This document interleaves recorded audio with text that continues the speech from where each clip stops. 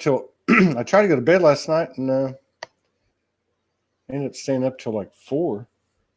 Oh yeah, I'm same here, mate.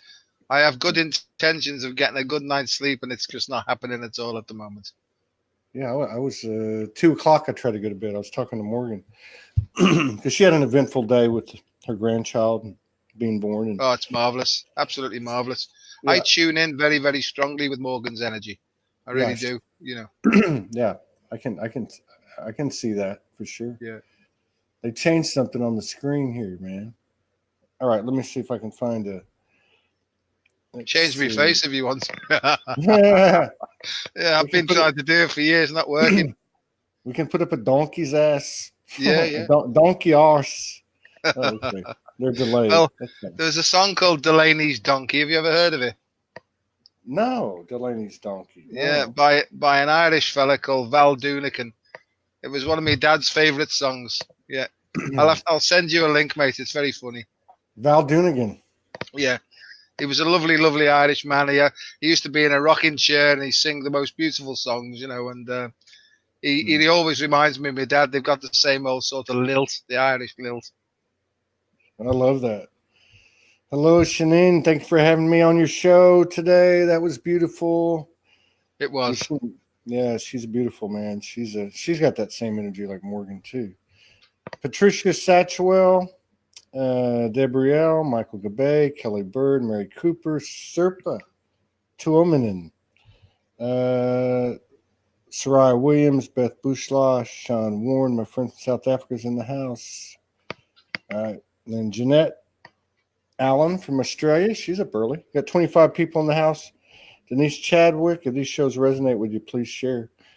Yeah, we talked about it on the show on Shanine's show today. We're Easter weekend. We're launching this thing. We're hoping to do 36-hour marathon. I don't know, but I know we're going to launch that weekend. So fantastic. We just have to have a meeting. What is today? Today Thursday or Friday? Today's Wednesday. Wednesday. Oh my God. Yeah. So Friday. Yeah, my Friday. We have a meeting, and then that'll give us what, a week? About 10 it's days. marvelous, mate. As you say, it all feels topsy turvy sometimes, but I feel we're right in the middle of the stream here. Even though our heads may tell us something else, my heart tells me, you're doing all right, Joe. Just keep going, really. I agree totally. Because we're just reflecting off each other. So whatever you see happening over here is happening over there. Whatever's happening to me is happening to you. Oh yeah. It's so. Anyway, I just wanted to mention that because I usually say thank you. Please share if this show resonates, so we can stay above the algorithms at Facebook. They started to hit us again on it. I've noticed. Yeah. But we're going to be able to simulcast on Facebook, which we're going to do for the first 2 to 4 weeks. I'm not speaking.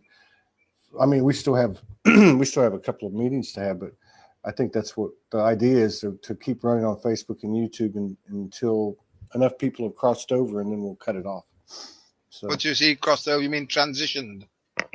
Yeah, man. We're going to be on the heavens turntables, man. Oh, absolutely. Yeah. We need all the help we can get, definitely. Yeah. And we're getting loads of help, aren't we? I mean, I know I've gone through hell over the last 3 months. It's been murder, to be honest with you, and I hear people having these big revelations. I get loads of revelations, but the last 3 months has been like murder. It's been hell for me. There's been a part of me that's always calm. It's always cool. It's always collected. And apparently that's how I come across most of the time in my professional life. But, like you were, saying to Shanine before, there's all this. It's like a cyclone, and if you just pop your head in a bit, it just takes you away, or takes me away, And then I've been given a sort of a set of tools, if you like, to reconnect me quite quickly, So I use those tools. It's like a toolbox with all sorts of spanners that will fit any nut, So it could apply to anybody in this in Soulology. Some people need a mallet, like yourself. Right. I need a mallet, man. Some people need just a small screwdriver, and stuff. Sledgehammer. Yeah, some people just have to tweak. Yeah, Morgan can do that. Morgan just get a screwdriver, tweak. tweak. I'm done. I get a sledgehammer, like wham. Oh, Right on same top here, of mate. Same here. I need like takes me a long time to see the message. I've got something in me that thinks, no, that doesn't apply to me. And about 6 months later, I think, oh yes, it did. Hey, so last month. Oh my God, I'm looking at this New York Times 410. Today's 410. These are the things that, yeah, Shanine was talking about, where they just keep coming and coming, these synchronicities. So, but last month, and we can talk about whatever you want to. Sure, it's a platform for you. We can talk about the last 3 months of pure hell you've been going through, how you got through it, and that type of thing. Some of your process modalities and techniques. But last month, something came up about. I don't know if it was a show or if I did a post, and it was about the masculine energy that kind of had landed, and I think it involved sacred sex. Yeah. I don't remember, but I was wondering. I was just wondering to myself this morning, what was it? Because you wrote me and said, hey, if you want to have a show on this particular subject, let me know. Yeah, I think more and more men. I've always explained to you that I see myself as gay from the waist up. In that my from the waist down, I work as a masculine, and from the waist up, I work as a feminine. And I've always been more inclined towards feminine energy, pretending to be macho, and it's never worked for me. I've done loads and loads of things like played rugby, and I was always always terrified. I used to have to get a load of alcohol down me before I played. Then some demon will come out of me. So I played quite well, but it was all fueled by alcohol. When the levels of alcohol went down, I just became more sensitive again, and stuff. I've done years and years of all sorts of different martial arts, and I've tried to build my physical body. I do a lot of physical work and stuff like that, but always on the inside, I was supremely sensitive. And yeah.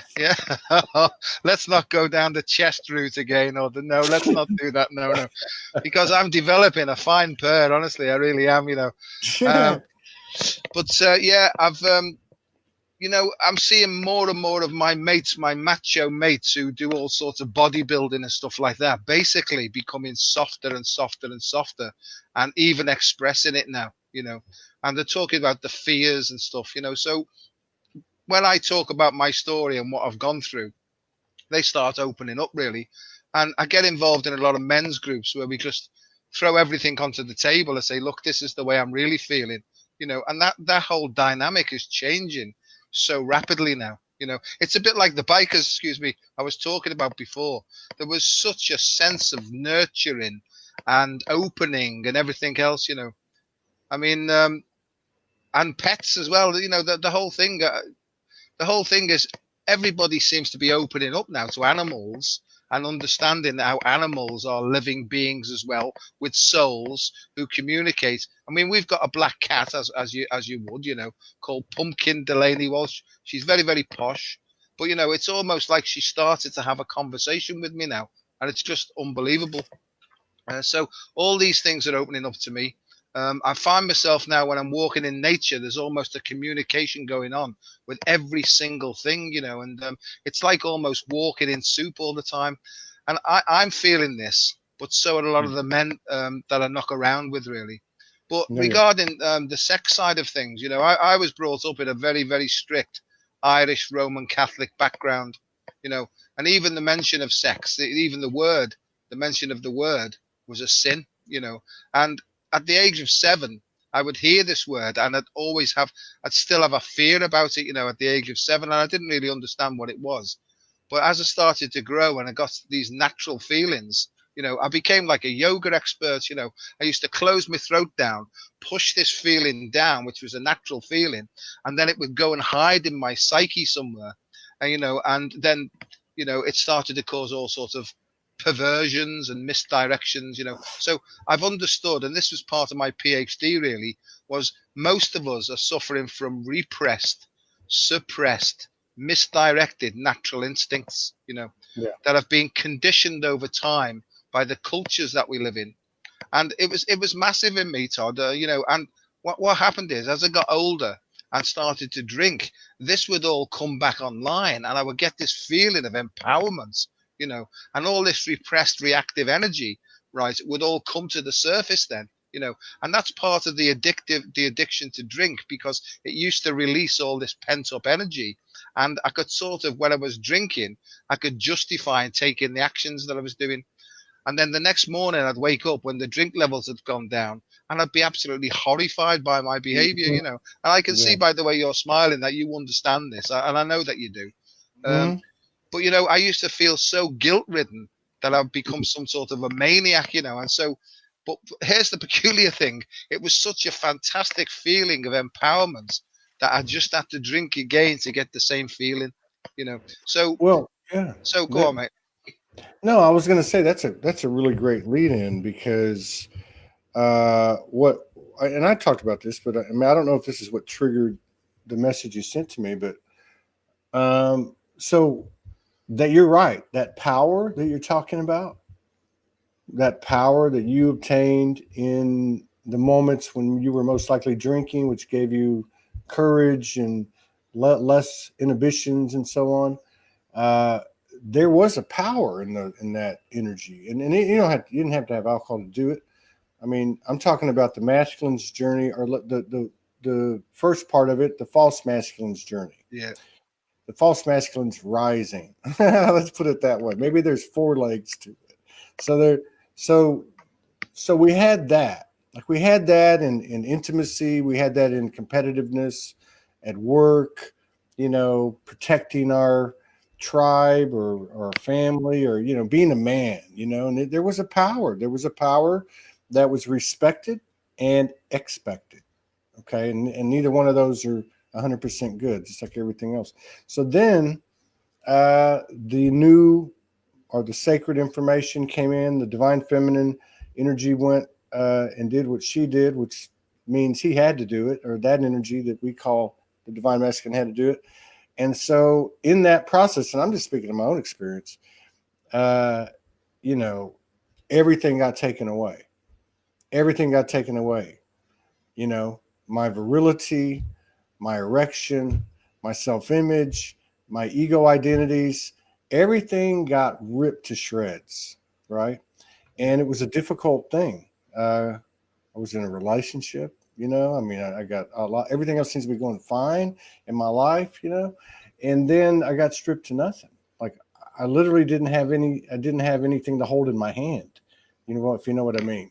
I do. So my balls were gone. And then, and this is what I found interesting about what you said. And then I started to get comfortable with things.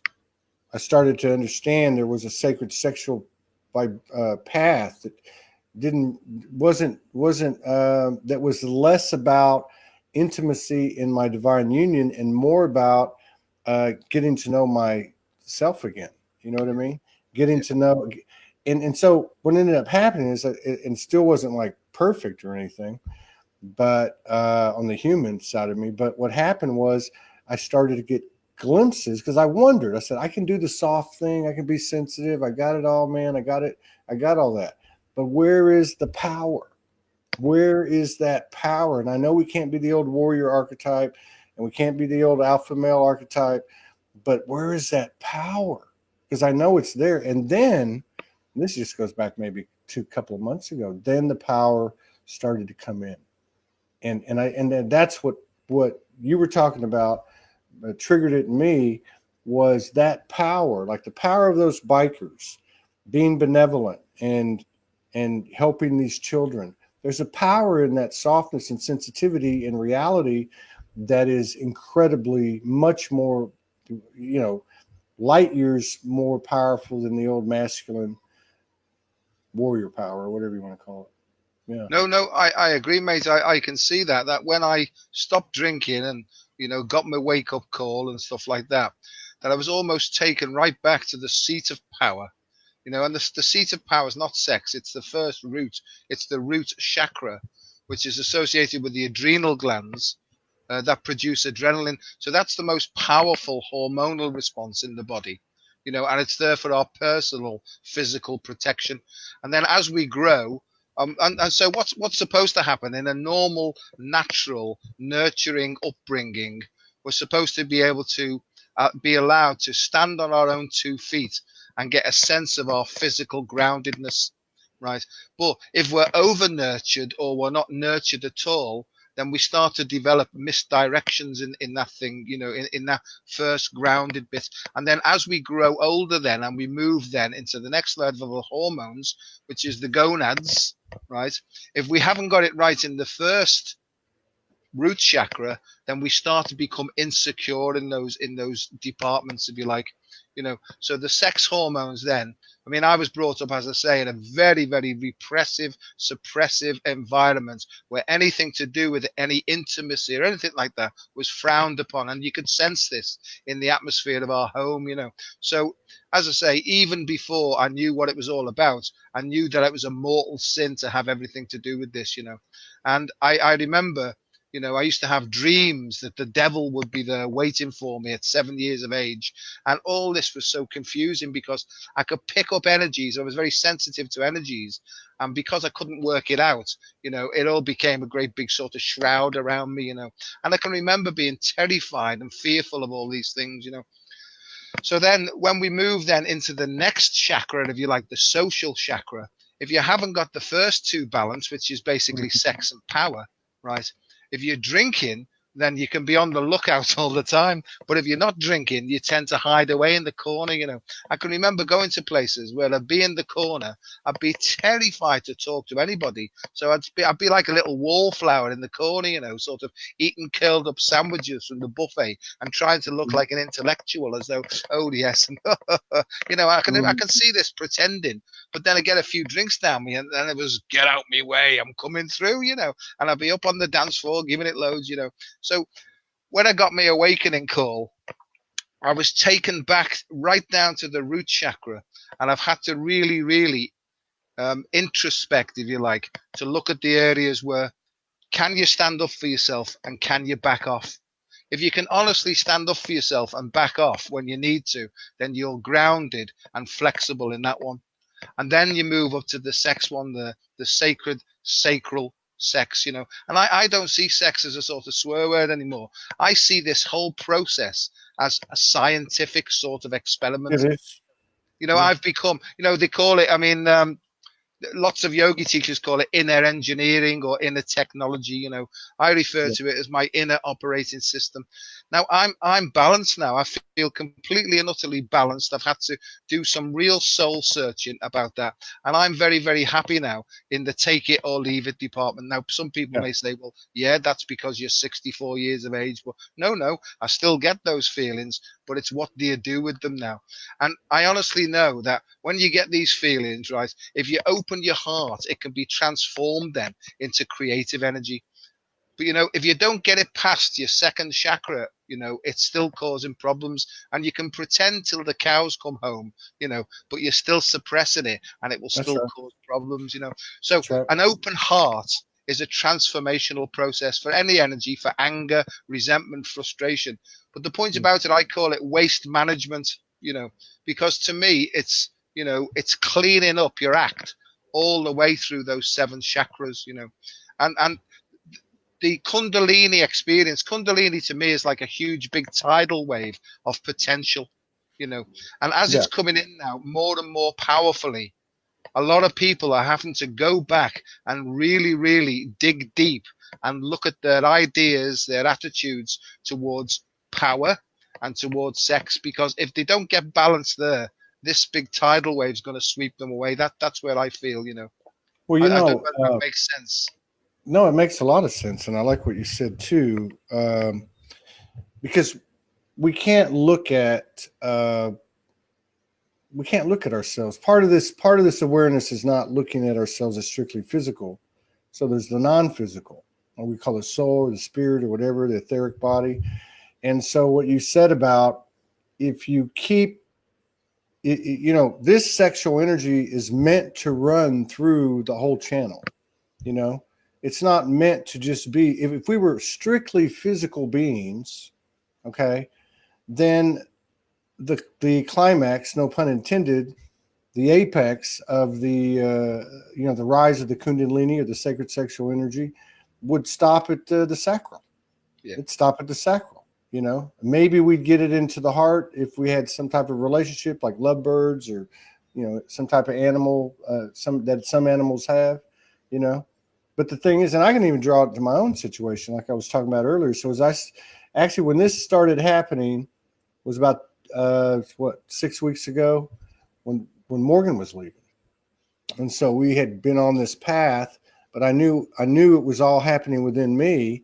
I went from that and started to get that power back, but it was like in baby steps. And a lot of it had to do with what you're talking about. I thought, first thing I thought is the energy came in and went into my sacral. I thought, I'm going to be just fine. You know what I mean? Yeah. And then I got stuck on that. And guess what? It said, you don't got it yet. And then I allowed it to go through. And I said, well, I've done this before. I've transmuted my sexual energy into my work, into the creative process. But I was coming from a different place. But, oh, my God, it's the same place. It's the same energy.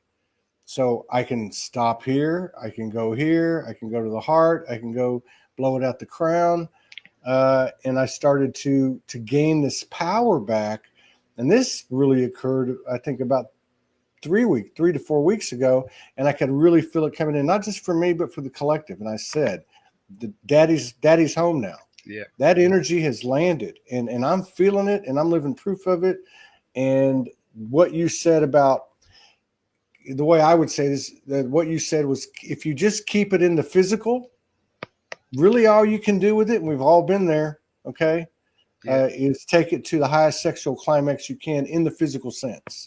Yeah. But if you allow it to flow, it's not that you're never going to get that feeling like you said. It's just you're going to get it everywhere and in all aspects of your infinite life. Yeah, and I think it's learning to get out of the way and allowing the energy to transform us. I think that's the hardest part, is to get the ego out of the way. And really, I think the only way you can do that is to express creatively from the heart.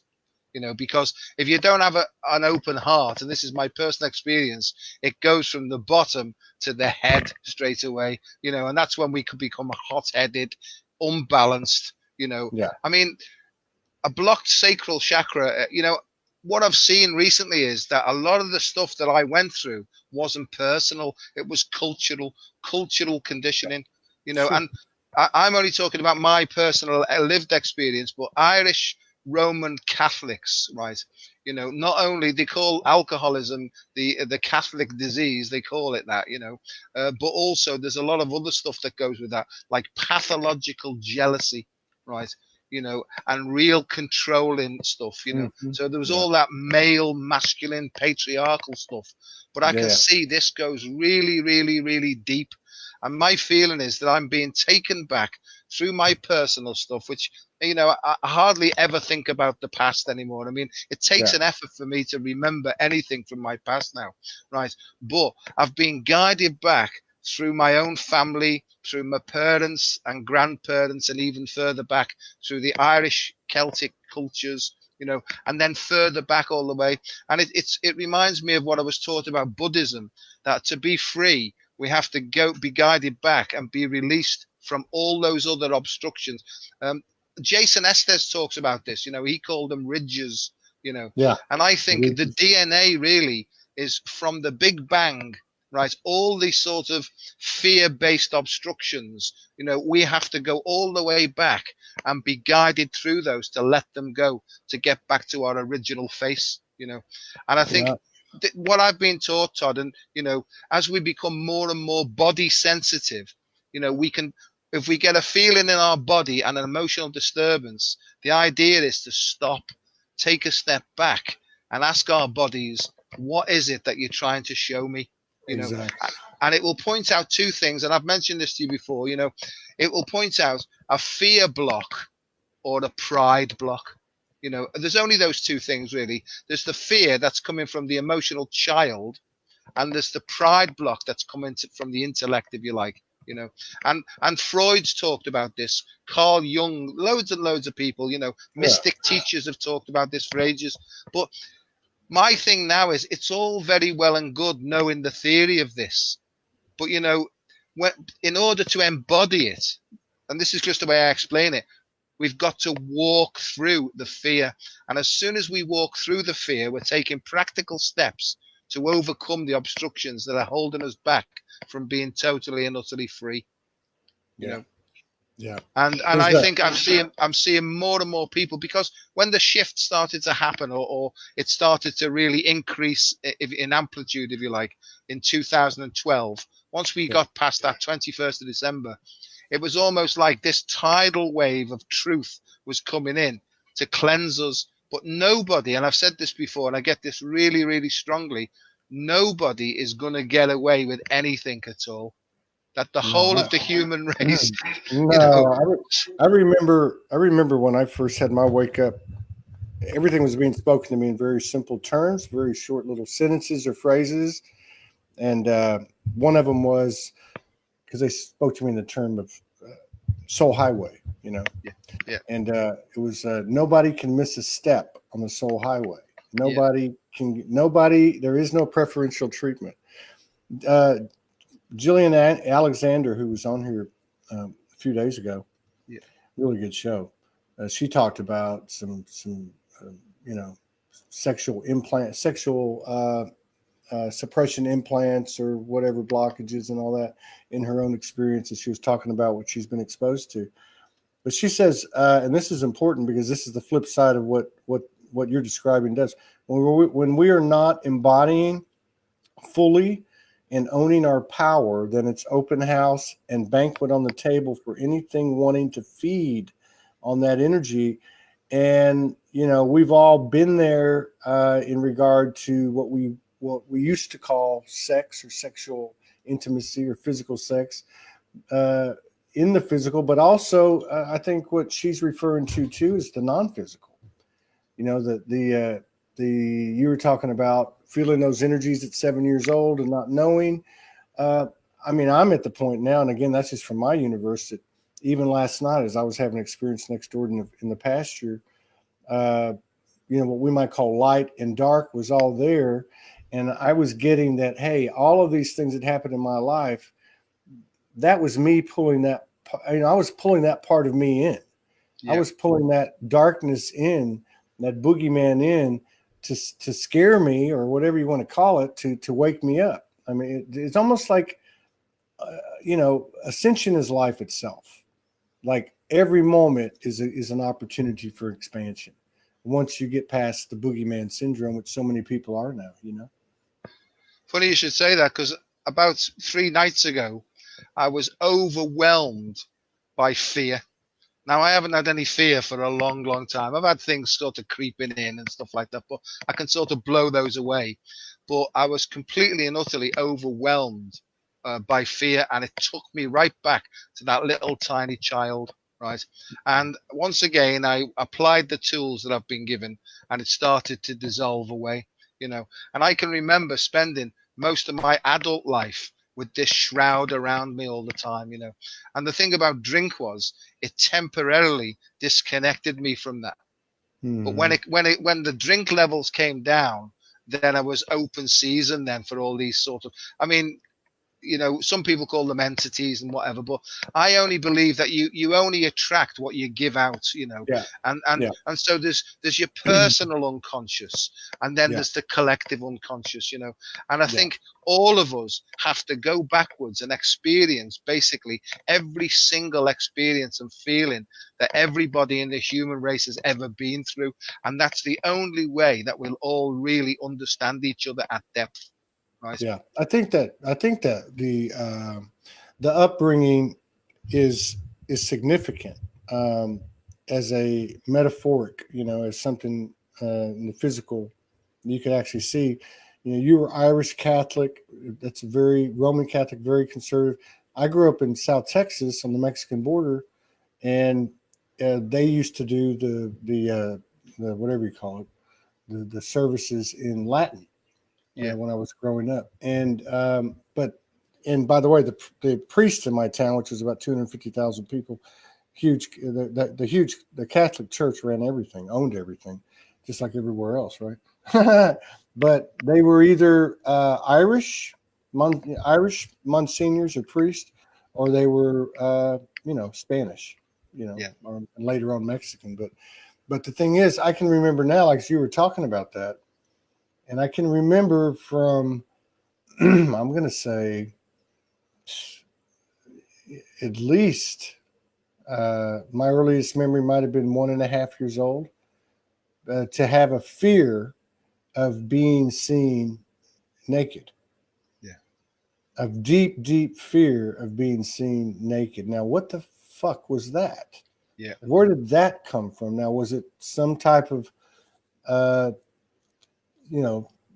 molestation or something that has been compartmentalized until my psyche can fully take it? Or was it something that was brought in to this incarnation? Because everything that happened in those first few years with the influence of that church and just the cultural stuff onto my family and such regarding sex, nudity, whatever, just made it worse. It just like almost like it was just next chapter of the same book. And so I think, we look at that in terms of I'm not just pinpointing the masculine today because we're talking energy, but this is why you had inspired you to reach out and do a show on this subject. But if you think about that, every single, in my opinion, just my opinion, every single one of these male incarnations and some female incarnations who have a majority of a masculine energy is that little boy who's afraid to be naked in front of anybody. Yeah. And what the hell? Think about the depth of the embeddedness of that. That's incredible. See, I at the age of 11, I went away to train to be a priest. They used to send the eldest child away. Then that was the sort of tradition, away from home into a boarding school, and we used to talk in Latin at 11 years of age. So the sort of indoctrination, if you like, started. Mm-hmm. And I was terrified all the time. I was away from my mother, and I was homesick all the time. We used to get up at 6 o'clock in the morning. We'd be saying prayers in Latin, and I was basically just terrified. And every evening, I used to see things used to come in through the moonlight to me, and I could not sleep there at all. And I would tell the people who were looking after the dormitories that I'm starting to see all these things flying around and stuff. Anyway, cut a long story short, I only ended at 18 months. My mum and dad couldn't take it anymore because they were worried about me. So they took me out of there. And then I went to a Christian Brothers school, and it was like out of the frying pan into the fire, really. Yeah. And I was abused in the Christian Brothers school by the headmaster, and I was naive and open. And, I was brought up, you must respect authority, you must respect adults and all that, you must do what they say and all that sort of business. So even though I could sense this evil type feeling, I had to go along with it because I was afraid, and the headmaster used to take me into his office, and he'd basically be bumping up and down on me. He would have me on his knee, bumping me up and down. And I can remember clearly, in fact, I've got the vision in my eyes now. I can remember looking down, and he had the most weird tobacco stain, because he used to smoke pipes and stuff, tobacco stained teeth.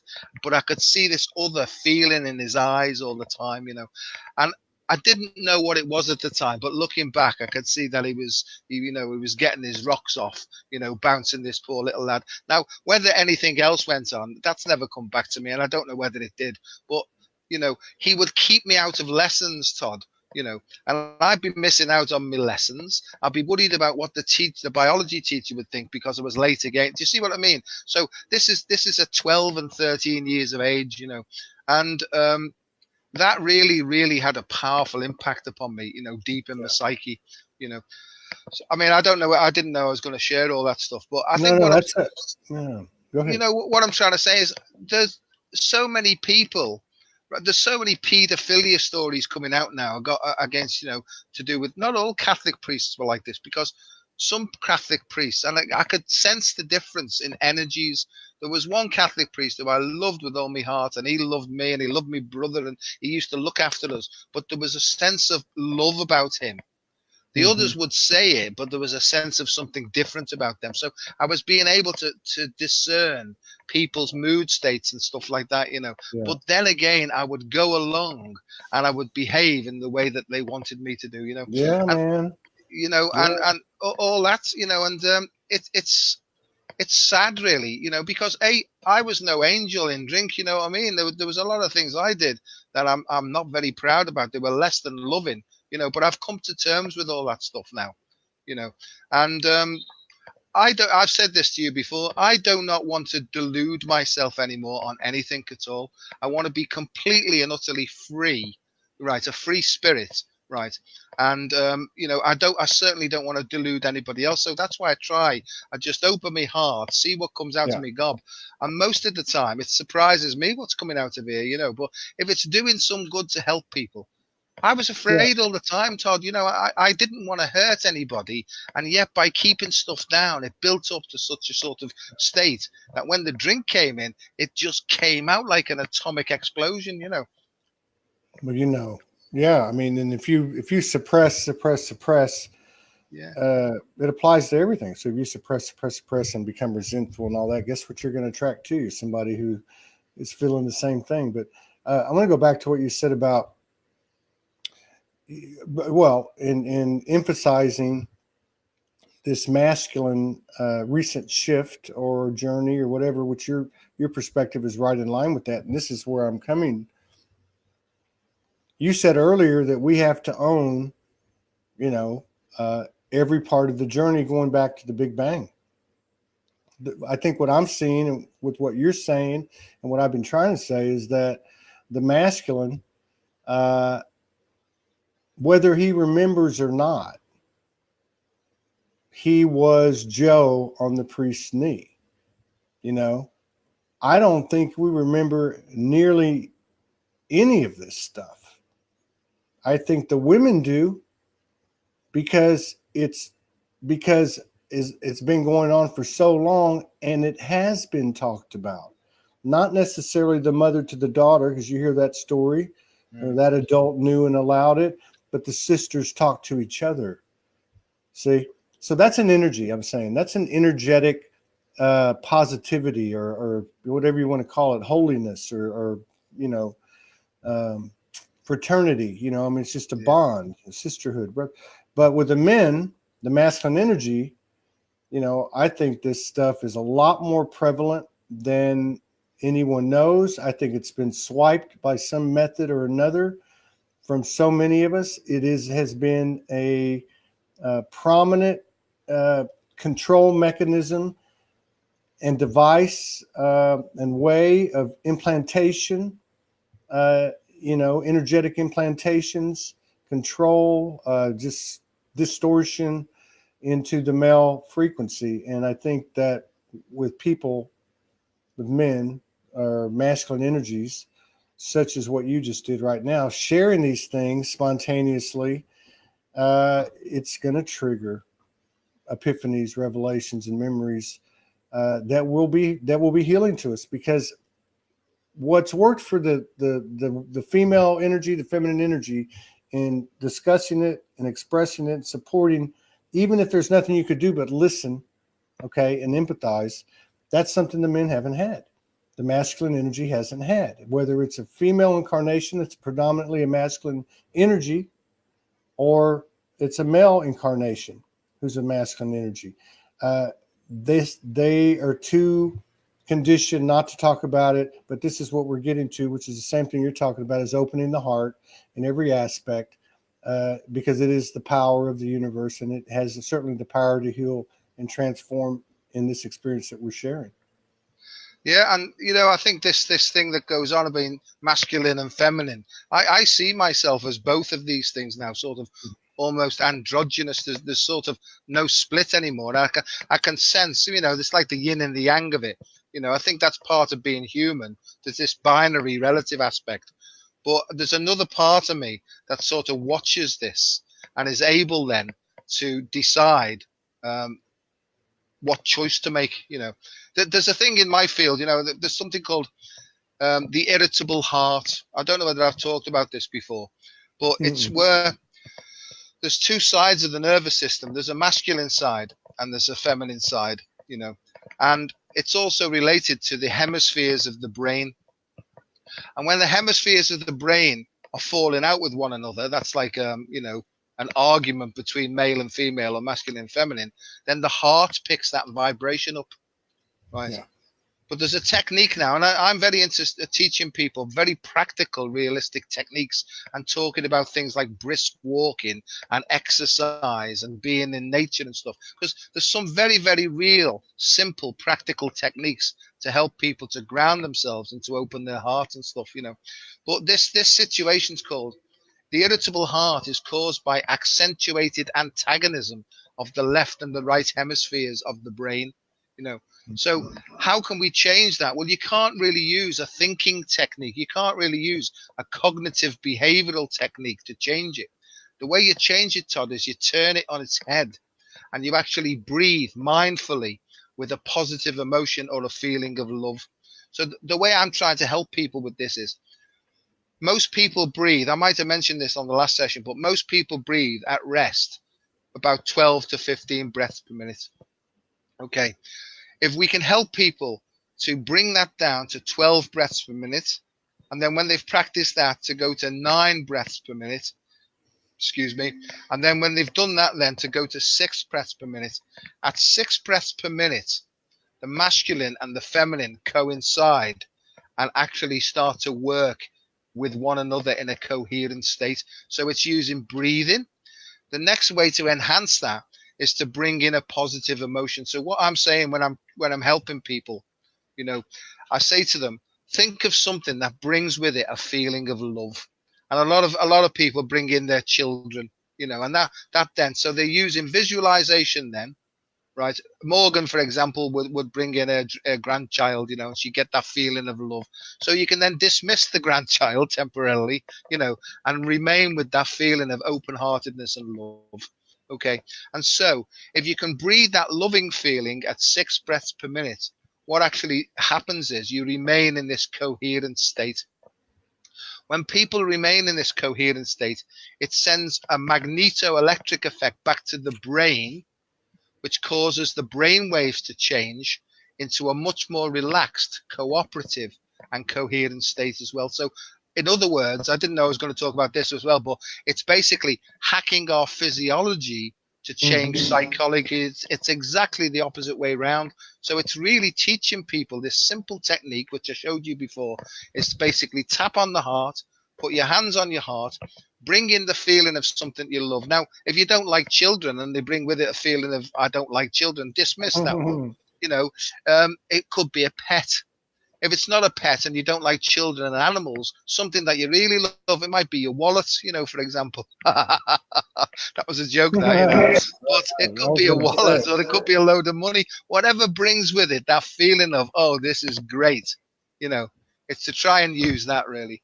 So 3 10-minute sessions a day, Todd. This is to everybody listening. 3 10-minute session a day, right? If they can do that for 90 days, right, I swear to you, I swear it will change their lives completely for the better. Here's the problem though, Todd, in this world. People say, I haven't got time for that. And they're distracted away from spending time with their hearts, you know. How do I know? Because it took me 9 years to understand the significance of it. That the answer's not in here, it's in here, right?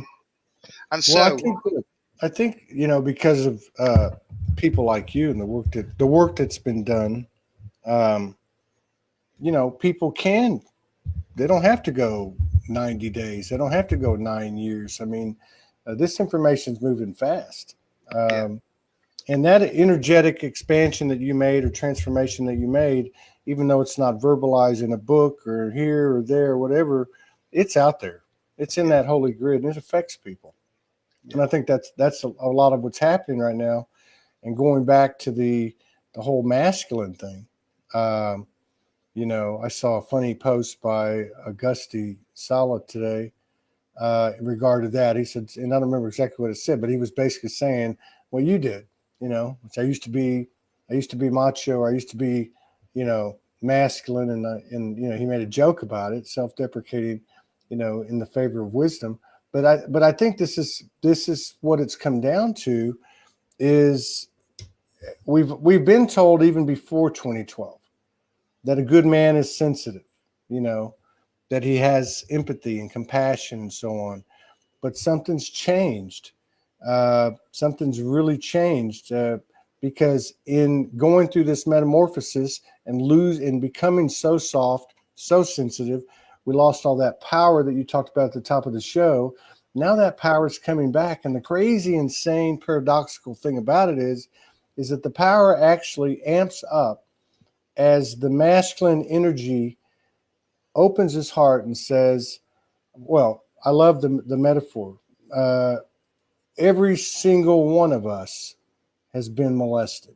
Every single one of us has felt the energy of violation and been seduced or been tricked or duped or whatever, and suffered in the sexual power as a result of it. Like you said, suppression, oppression, and it's turned us into something that was distorted. So it's amazing, because something so soft, tender, innocent, revealing, authentic, raw and real from the heart, where we got hit the hardest, man to man, gives us power like we've never seen before. And I feel that very, very much. I feel like the father protector. I feel that's really come back in a strong way, but in a balanced way as well, not in any sort of power driven way, but it's almost like sitting back and watching what's going on in the world, and knowing that you can leave most stuff alone, right? But if ever that power is needed, you could step in, right, and take some action, and then back off again. So I feel like I feel like a lion, I feel like almost, it's this lion and the lamb sort of feeling, really. But before I had any balance, the feeling would come in, right? But there'd be no balance because the ego was in charge, So I do feel balanced. The other thing is as well, about, we talk about hieros, gamos, and stuff like that, and I've been tuned into energetic synthesis for a long time now, and I'm being asked to give talks and using certain breathing techniques to help with people's Kundalini awakening and all this stuff that we're talking about. There are simple energetic techniques to help people get this energy past their waist and up through the chakras, And my view is that you can have a physical connection, but also if the chakras are aligned, it's almost like a clamp. It's like a 7-stage clamp, right? Where the physical and the spiritual clamp with one another, and then whoosh, then you get that massive universal consciousness that goes on then. And more people are getting this, but it's just that they don't quite know how. And so once again, it's opening the heart and opening the throat and allowing all this energy to come in and balance itself, really. So once again, it's about getting out of the way to allow this process to happen, And Todd, it's not as difficult as people think. No, no, it's uncomfortable. The thing is, and going back to the emphasis on the masculine energy, it's uncomfortable not because it hurts. It's uncomfortable because we've never freaking done it before. Yeah. We've talked about it. We even read a lot about it in the last 2 or 3 years, and there's been some good male writers out there talking about, the masculine. Daniel Nielsen's one of them. But this is different, man. This is like you said, you got to own everything going back to the Big Bang. If we are everything, we are one, that means there is absolutely nothing that we can separate ourselves from. So one way or another, we all went through the same thing. And I think this is significant too, that you bring up the upbringing in the Roman Catholic Church. My first 10 years was in the Roman Catholic Church. The power of that around the world, all the things that are attributed to it. This is all part of us, it's all part of us. And the liberation brings the power. That's what I'm saying. It's such a soft kind of discussion. Maybe a few tears come out and, hey, brother, this is what happened to me. this is what, man, I'm sorry, brother, that happened to you.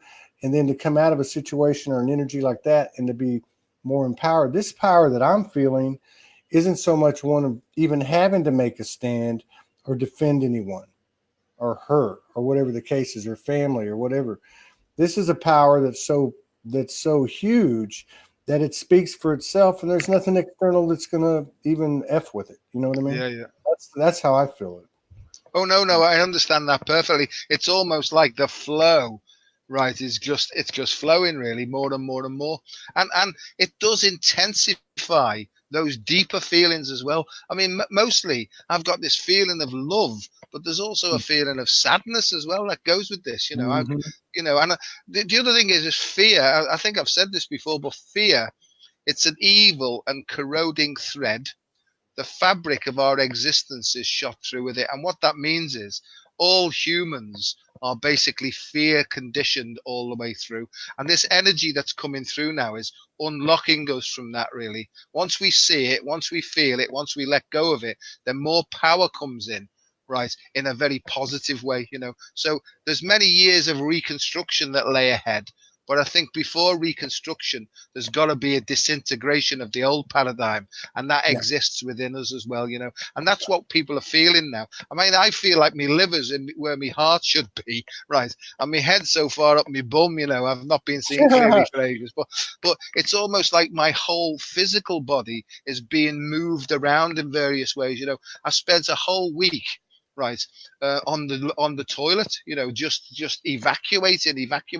It's almost like my organs had been liquefied, right? Yeah. I know it's a bit gross, this, but I'm just trying to explain.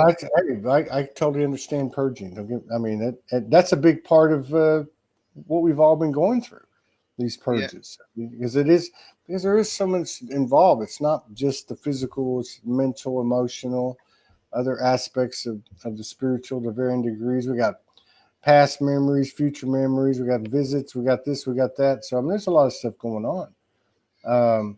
There really is. But I mean, to me, and I think too that we're sitting here collectively, it appears, and we're waiting for spaceships, and we're waiting for disclosure, and we're waiting for justice, and it really starts here. And what I mean by that is the more we talk about this stuff, like in this case, in this example, masculine energy to masculine energy, about the shift we never talked about, right? The more we do that, the more revealing of the truth that we are, the external is going to mirror that in our collective experience. So for us who would like to see full disclosure, for instance, of the Vatican and all its BS for all these years, we need to reveal ourselves to ourselves and to our brothers and sisters, and understanding that we're at a point now and a level of compassion that whatever happened and whoever did what and why and all that, we're going to deal with a fully unconditional, open, compassionate, loving heart. I couldn't agree more, mate. I couldn't agree more, because we're all in this together, and it's all about creating space for all their stuff to come up and rebalance itself as well. Forgiveness, as is, you don't forgive them. You're basically taking the hooks out of yourself, so you get more freedom. So all this forgiven, I'll forgive, but I won't forget. Well, you're going to be trapped in that all the time, because if you can't forget, then you're trapped in the past, and you still keep getting taken back. So it's beyond mind. All this stuff we're doing is open heart takes us beyond mind, where the real freedom is. And that's the thing. And the other thing is, I've stopped trying to work it all out now, because it's too complex. So you can't. Just try and take the day with a clean sheet at the beginning of the day, and just try and do what emerges in front of me to the best of my ability. And Todd, honestly, mate, I haven't got a clue what's going on. Not a clue. I just say to me heart, give us some idea what's on the cards today, and I'll try and do my best, because That's right. And it's working, mate. I feel okay. I'm clean in myself. I feel clean. I feel open. I feel, there's a lot of work still to be done, you know, for me and for everybody else. But it's all about the cutting edge of evolution, you know, not even because we've got free will choice, not even God knows what's coming up, you know. That's right. The free will choice we had took place before we got here. Yeah, no, I think the curriculum was set. I think, but you know, if you fancy if you want tea or coffee, you can have coffee or you can have tea. But I think, it's not predestination. It's we agreed to the plan. Yeah. Pre-planned, and then we get out here, and then that's when the fun starts. Yeah, you know. Well, I say I was only joking. I'd like to change the plan. And the thing is, Star Trek's been coming back to me a lot, you know, because the new Star Trek, when they have that holodeck, that's what my life seems to be like. It's a combination of Star Trek and Stargate. You know, I feel like Daniel Jackson. You know, I've got this science side of me, but I've got this other like weird side of me. You know, and in academia where I work now, people do see me as a weirdo. You know, I frighten the bloody daylights out of them with the stuff that's coming in. But I know, you know, on the thing before, I was talking about photons and phonons and protons and all these things. These are the things that I sort of intuitively understand about the different dimensions. But I haven't been able to link it all up yet. But that's on its way, you know. So maybe next time we can talk about quantum disentanglement and all those things, you know. I don't know. That sounds pretty complicated to me, man. Yeah, it is. But, you know, I like to say the words. As I said to you before, people say to me, what do you do for a living? And I say, I'm a consultant in psycho, neuro, endocrino, immunohematology. And they say, what's that? It's called vibrational medicine, right? And it's all about resonance. It's all about energy. It's all about frequency. But this is the one that's going to bring it all together. Right. That's it. That's it. Yeah. All right, man. I appreciate it, Dr. Joe.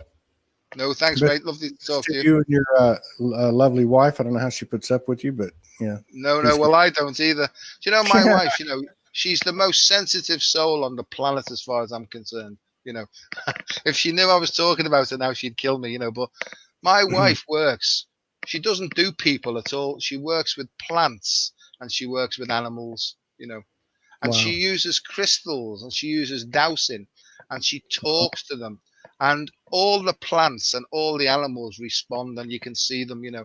And I don't know why I'm talking about it, but she is the most wonderful creature on this planet, you know.